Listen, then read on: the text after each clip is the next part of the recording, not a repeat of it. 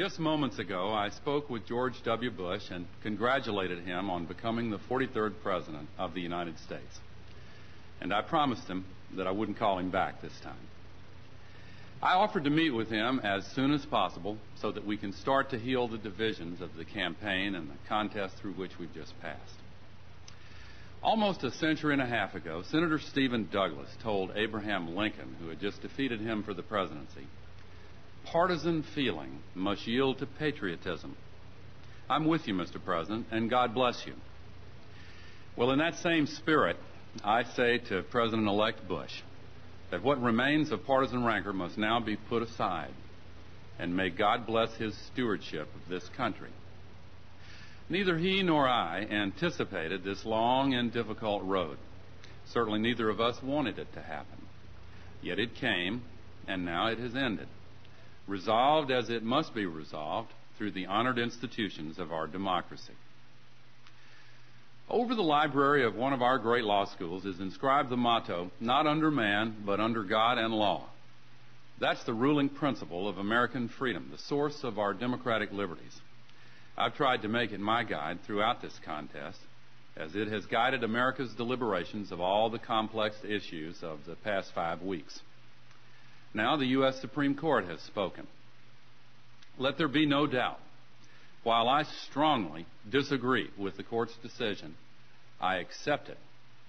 I accept the finality of this outcome, which will be ratified next Monday in the Electoral College. And tonight, for the sake of our unity as a people and the strength of our democracy, I offer my concession. I also accept my responsibility, which I will discharge unconditionally, to honor the new president-elect and do everything possible to help him bring Americans together in fulfillment of the great vision that our Declaration of Independence defines and that our Constitution affirms and defends.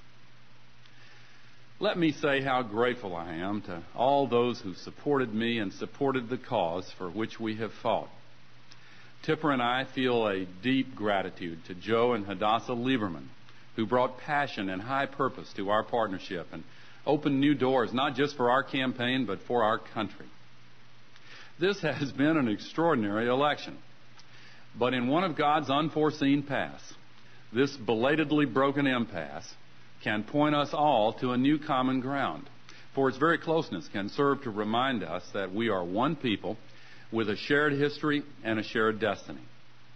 Indeed, that history gives us many examples of contests as hotly debated, as fiercely fought, with their own challenges to the popular will. Other disputes have dragged on for weeks before reaching resolution. And each time, both the victor and the vanquished have accepted the result peacefully and in a spirit of reconciliation. So let it be with us. I know that many of my supporters are disappointed. I am too. But our disappointment must be overcome by our love of country. And I say to our fellow members of the world community, let no one see this contest as a sign of American weakness. The strength of American democracy is shown most clearly through the difficulties it can overcome. Some have expressed concern that the unusual nature of this election might hamper the next president in the conduct of his office. I do not believe it need be so.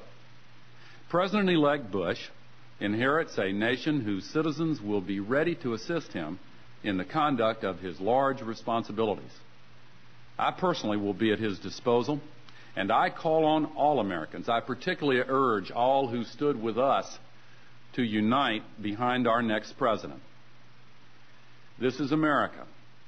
Just as we fight hard when the stakes are high, we close ranks and come together when the contest is done. And while there will be time enough to debate our continuing differences, now is the time to recognize that that which unites us is greater than that which divides us. While we yet hold and do not yield our opposing beliefs, there is a higher duty than the one we owe to political party. This is America, and we put country before party. We will stand together behind our new president. As for what I'll do next, I don't know the answer to that one yet. Like many of you, I'm looking forward to spending the holidays with family and old friends. I know I'll spend time in Tennessee and mend some fences literally and figuratively. Some have asked whether I have any regrets, and I do have one regret, that I didn't get the chance to stay and fight for the American people over the next 4 years, especially for those who need burdens lifted and barriers removed, especially for those who feel their voices have not been heard. I heard you, and I will not forget.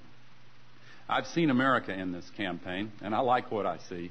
It's worth fighting for, and that's a fight I'll never stop. As for the battle that ends tonight, I do believe, as my father once said, that no matter how hard the loss, defeat may serve as well as victory to shake the soul and let the glory out. So for me, this campaign ends as it began, with the love of Tipper and our family, with faith in God and in the country I have been so proud to serve, from Vietnam to the vice presidency, and with gratitude to our truly tireless campaign staff and volunteers, including all those who worked so hard in Florida for the last 36 days. Now the political struggle is over, and we turn again to the unending struggle for the common good of all Americans and for those multitudes around the world who look to us for leadership in the cause of freedom. In the words of our great hymn, America, America, let us crown thy good with brotherhood from sea to shining sea. And now, my friends, in a phrase I once addressed to others, it's time for me to go. Thank you, and good night, and God bless America.